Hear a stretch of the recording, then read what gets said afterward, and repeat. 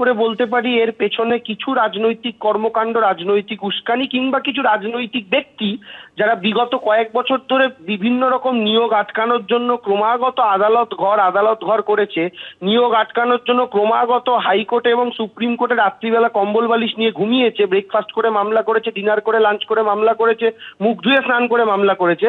আমার ধারণা সেই সমস্ত লোকজন এইটার পেছনেও রয়েছে। কিছু ছেলে মেয়ে, কিছু শিক্ষক শিক্ষিকা যারা এতদিন ধরে বসে রয়েছেন, যারা একটা টেনশনের মধ্যে রয়েছেন, সরকার চেষ্টা চালাচ্ছেন, মমতা বন্দ্যোপাধ্যায় চেষ্টা চালাচ্ছেন গোটা বিষয়টা থেকে তাদেরকে বার করে আনার, সেই অসহায় মানুষগুলোর পাশে দাঁড়ানোর।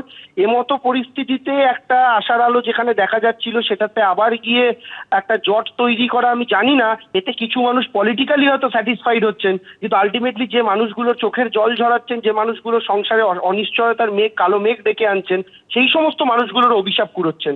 আমার প্রত্যেকে যারা এই ঘটনার পেছনে থেকে কলকাঠি নাড়ছেন তাদের কাছে অনুরোধ, দয়া করে এই ছেলেমেয়েগুলোর জীবন নিয়ে ছিনিমিনি খেলবেন না, অনুগ্রহ করে করবেন না। 30শে মে নতুন বিধি জারি করেছে এসএসসি, আর সেই বিধি কিন্তু এবার চ্যালেঞ্জ হলো কলকাতা হাইকোর্টে। যারা চ্যালেঞ্জ করেছেন তারা হচ্ছেন ওয়েটিং লিস্টে থাকা আন্দোলনকারীদের একাংশ। তাদের দাবি, যদি অযোগ্যদের বাদ দেওয়া হয়, রিপ্যানেল করা হয়, তাহলে তারাই কিন্তু এই চাকরি পাওয়ার সব থেকে বড় দাবিদার। আন্দোলনকারী তারা একেবারে অনড় হয়ে রয়েছেন, পরীক্ষায় তারা কোনোভাবেই অংশগ্রহণ করবেন না। কি বলছেন দেখুন। আজকে যদি এই প্যানেলটা ক্যান্সেল না হতো তাহলে পরে যারা টেন্টেড 6000 সামথিং এরকম বেরিয়েছে, ওই টেন্টেডদের জায়গায় যদি তাদেরকে নেওয়া যেত তাহলে তাদের আর আজকে নতুন করে কেস করতে হতো না, বা এরকম একটা জটিলতার জায়গা তৈরিই হতো না।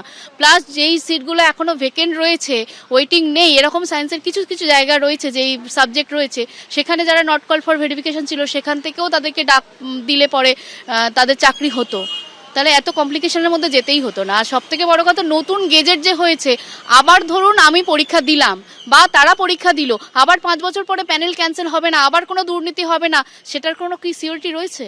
যদি রিপ্যানেল হতো তাহলে কিন্তু কেউই বঞ্চিত হতো না, সবাই চাকরি, সব যোগ্যরাই চাকরি পেত। 5000 সামথিং যেটা ইম্প্যানেল লিস্ট থেকে বাতিল হয়েছে, ওই 5000 সামথিং কিন্তু তারা ওয়েটিং থেকে আসতো। ওয়েটিং থেকে হয়ে যাওয়ার পর যদি আরও ভ্যাকেন্ট থাকতো তখন নট কল ফর ভেরিফিকেশন থেকে আসতো। আর সব থেকে বড় কথা, সুপ্রিম কোর্টের যিনি প্রধান বিচারপতি, তিনি পরীক্ষাটা ওনারাই কন্ডাক্ট করতে পারতেন যদি পরীক্ষা নেওয়ারই হয়। যারা চুরি করেছে তাদের হাতেই আবার পরীক্ষার দায়িত্ব তুলে দেওয়া তো নেহাতি হাস্যস্কর ছাড়া আর কিছুই নয়। ওনারা গেছেন ঠিক আছে, আমাদেরও পয়েন্ট আছে, আমরাও প্রয়োজন হলে যাব। ব্যাপারটা হচ্ছে, যেটা আমরা সারা জীবন মাধ্যমিক, উচ্চ মাধ্যমিক, গ্র্যাজুয়েশন বা এমএ বা বিএড করলাম, এটা তো আমাদের সারা জীবনের পরিশ্রম। এটা একাডেমিক একটা হিউজ মার্কস ছিল 35 মার্কস, সেটাকে কমিয়ে 10 করে দেওয়া হলো, 10 করে দেওয়া হলো। এবং কোথায় মার্কসটা বাড়ানো হলো? ইন্টারভিউ এবং ডেমনস্ট্রেশনের মার্কসটা বাড়ানো হলো। এটা তো কাম্য নয়, এটা আমরা চাইছি না। এবং 2000 যদি পরীক্ষার নোটিফিকেশানে 2016-তে যে নোটিফিকেশান ছিল, যদি সেম বেরোতো তাহলে সেটা বেশি ভালো হতো।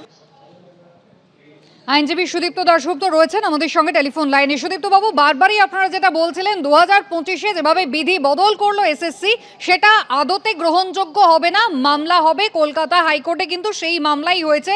যারা মামলা করেছেন তারা ওয়েটিং লিস্টে থাকা যে আন্দোলনকারী রয়েছেন তারা মনে করছেন যে যদি অযোগ্যদের বাদ দিয়ে দেওয়া যায়, রিপ্যানেল করা যায়, তাহলে তো সুযোগ তারাই পাবেন। এই সুযোগ থেকে তাদের বঞ্চিত করছে সরকার। দেখুন, প্রথমেই বলি, পরিষ্কারভাবে ডিভিশন বেঞ্চ আর সুপ্রিম কোর্ট বলে দিয়েছে যে 2016 সালে যে আইন ছিল সেই আইন অনুযায়ী নতুন করে পরীক্ষাটা নিতে হবে। তাই এই যে নতুন নিয়মাবলী যেটা 2025-এ করেছে, এটা করতে পারে না, বেআইনি। আর দ্বিতীয়ত, এই যে এক্সপিরিয়েন্সের একটা নম্বর দিচ্ছে 10 নম্বর, তার মানে যারা এই দুর্নীতির জন্য বঞ্চিত হয়েছে, যারা ওয়েটেড লিস্টেড বা যারা ওয়েট লিস্টে আসতে পারে, তারা তো আর সুযোগই পাবে না। তার মানে যারা চাকরি করছিল তারাই আবার সুযোগ পাচ্ছে। একটা আপনি যদি 10টা নম্বর, মানে একটা কম্পিটিটিভ এক্সামিনে অনেক। তৃতীয়ত, আপনি সবাইকে বসতে দিয়েছে এই নতুন পরীক্ষা, যেখানে সুপ্রিম কোর্ট মানে পরিষ্কার বলে দিয়েছে যে টেন্টের যারা, তারা বসতে পারবে না। ইভেন যারা ফ্রেশ ক্যান্ডিডেট তারাও বসতে পারবে না। এটা সত্যি কথা বলতে, এটা যে এসএসসি যে বিজ্ঞপ্তিটা দিয়েছে বা রুলটা তৈরি করেছে, তারা জেনে বুঝেই দিয়েছে যে এটা করলেই কোর্টে যাবে এবং কোর্ট হস্তক্ষেপ করবে, যাতে করে নতুন পরীক্ষা নিতে না হয় এবং যারা অযোগ্য তারাই চাকরিতে বহাল থাকবে, আর যারা বঞ্চিত বা ওয়েট লিস্টেড তারা যেন আর সুযোগটা না পায় বয়স পেরিয়ে যায়। সুদীপ্ত বাবু, ধন্যবাদ। নিয়ে